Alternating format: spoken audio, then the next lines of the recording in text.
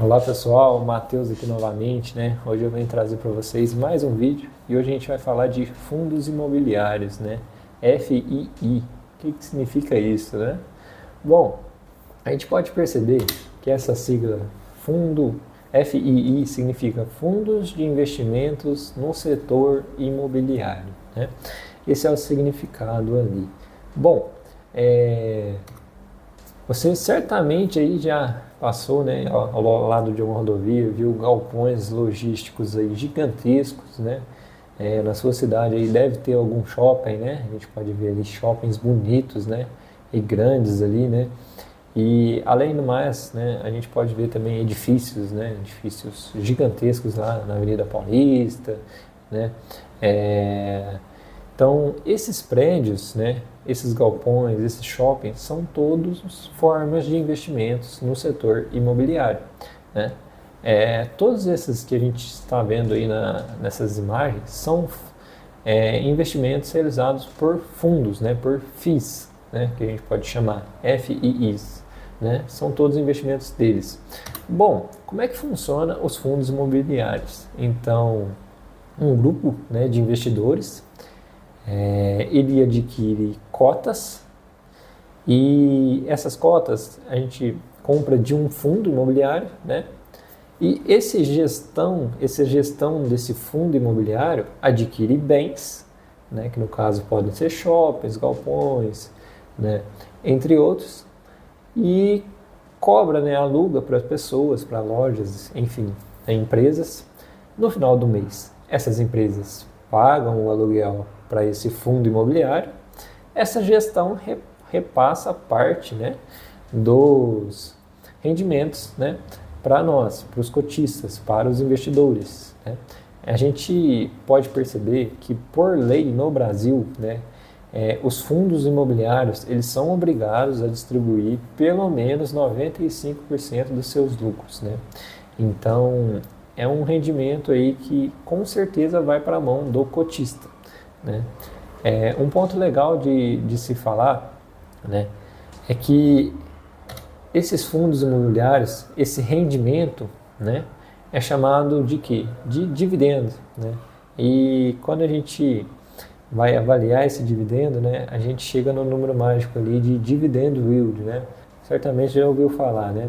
Dividend yield aqui está mais alto, aqui está mais baixo, né? Então, o que é isso? O que é esse dividendo, né? Então, vamos pegar, por exemplo, aqui, né, um fundo logístico, né, que é o HGLG 11, né? Quando a gente olha todos os papéis, né, na Bolsa de Valores, a gente pode perceber aqui, tá, que os fundos imobiliários geralmente são formados ali por 4 letras e o número 11 em seguida, tá? Então, eles são caracterizados por esse ticker aqui, tá bom?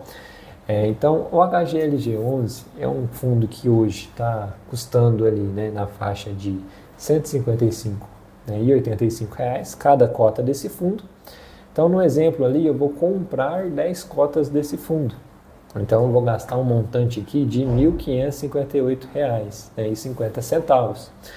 Quando a gente vê o último rendimento, né, no mês passado, esse fundo ele pagou R$ 1,10, né, de rentabilidade, de dividendo para cada cota, né? Cada cota recebeu 1,10.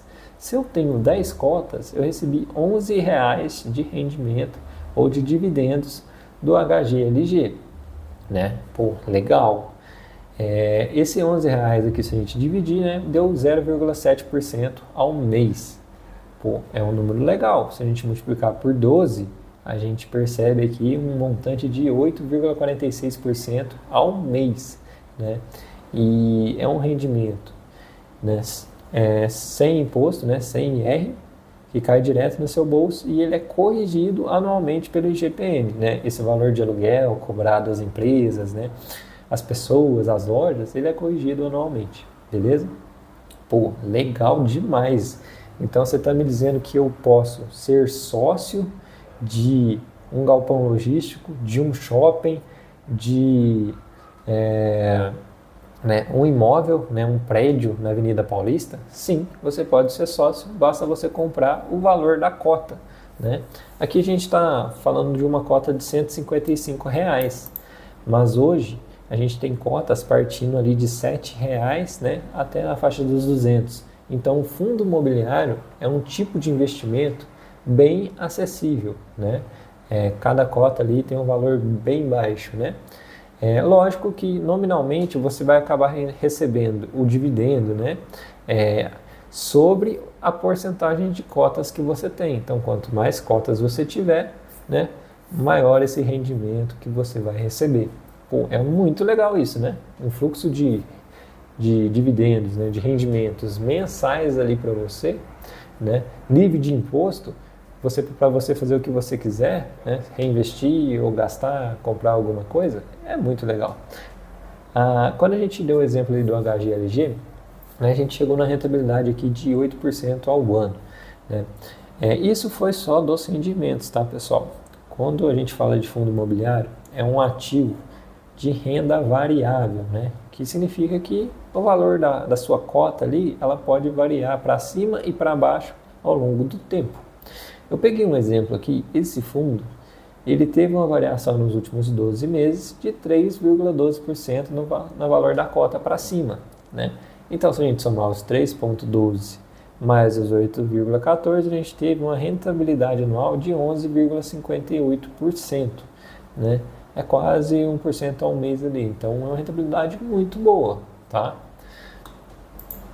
Bom, a gente pode olhar também um exemplo aqui, tá? Eu trouxe para vocês o retorno acumulado em 10 anos, né? Dos principais aqui do IFIX, que é o quê? É o principal índice que mede, né?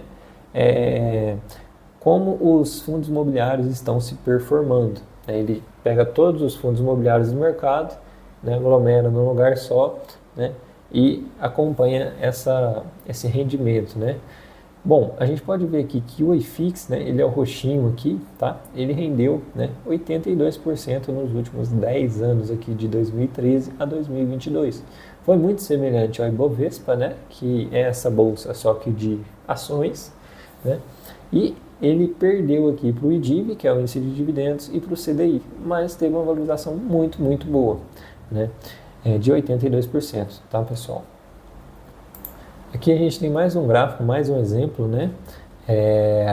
A gente tem aqui, né, o retorno acumulado desde 2010, dezembro de 2010, tá?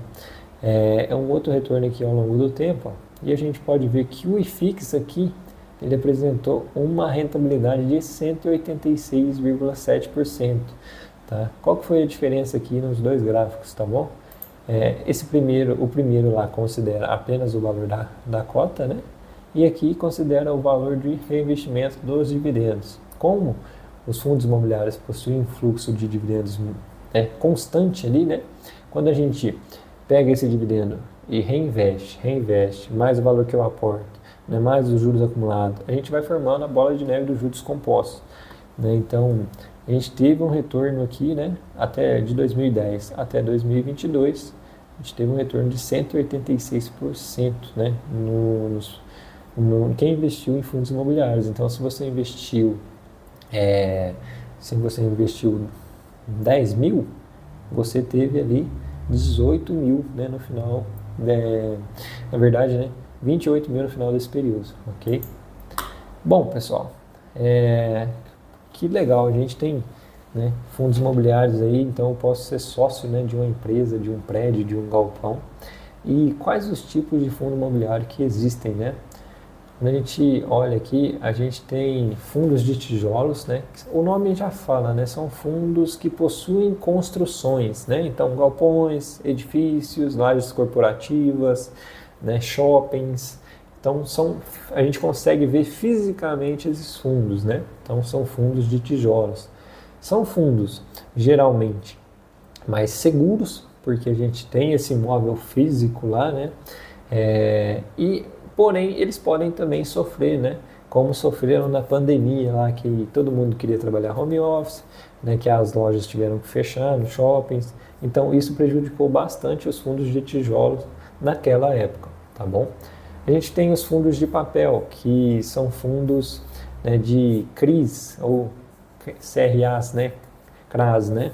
que são os agropecuários mais voltados para os fiagros, né? Bom, o que é um fundo de papel? Suponhamos que uma construtora aqui na sua cidade queira, né, construir um conjunto habitacional e precisa de 10 milhões de reais. Eles não têm esse montante todo. Então, o que ele vai fazer? Ele vai pegar uma dívida no mercado. Ele vai pegar esse valor com algum fundo de investimento, né, e vai gerar uma dívida, né? Esse fundo de papel, ele justamente você compra parte dessa dívida, né? Em qual sentido? A construtora vai fazer o imóvel, vai vender os lotes lá e vai receber aluguéis ali, né? O valor daqueles imóveis todos os meses.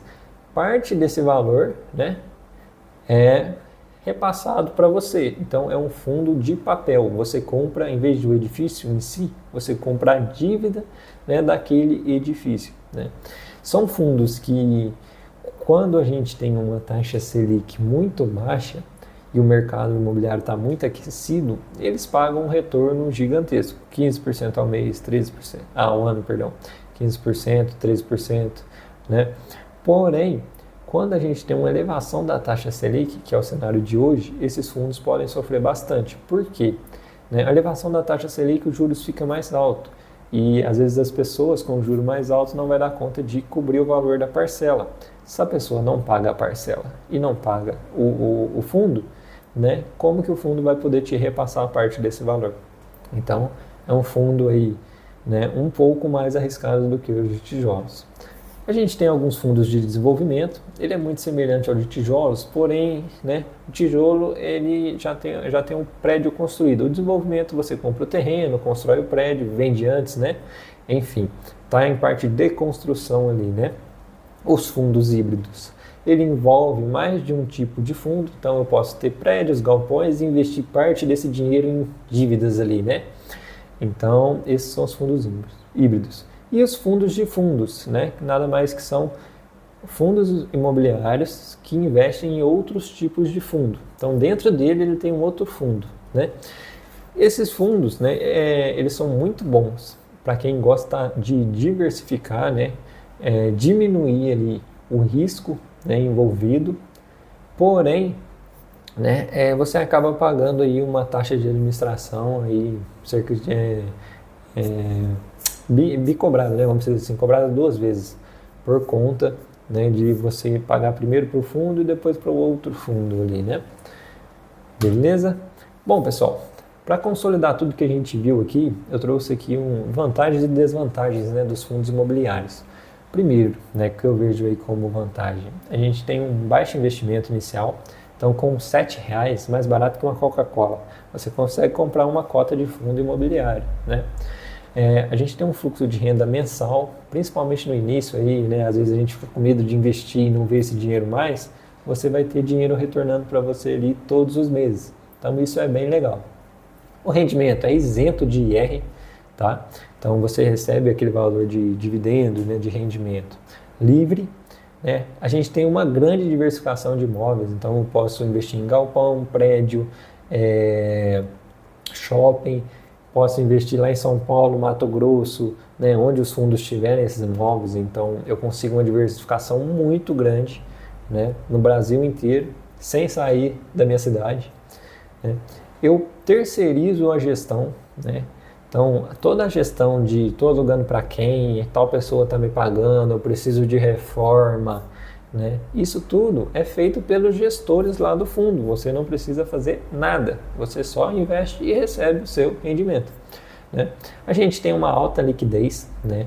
Então, esse fator é muito importante. Se você tem R$100 mil lá investidos, né, em um fundo imobiliário, se você vender hoje, daqui 2 dias está na sua conta e você consegue vender hoje, né, essas cotas.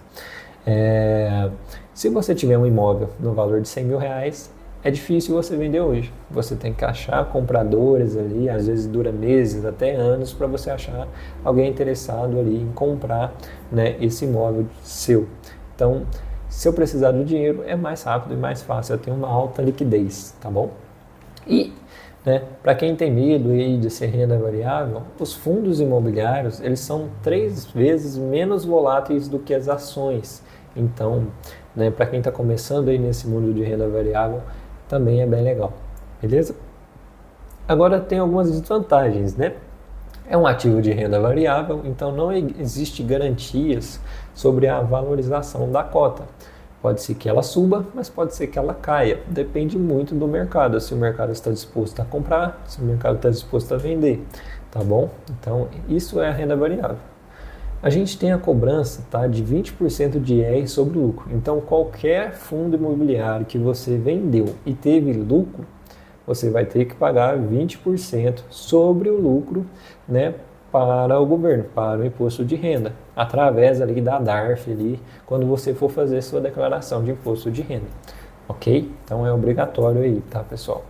E você não é dono da propriedade, né? Então, eu vou no shopping ali, eu tenho cotas desse shopping, eu posso chegar lá, botar o pé para cima e tomar os negócios de graça? Não, também não pode fazer isso. Você não é o dono, né? Você é um cotista. Você recebe rendimentos ali, mas você não tem o poder de um dono daquela propriedade.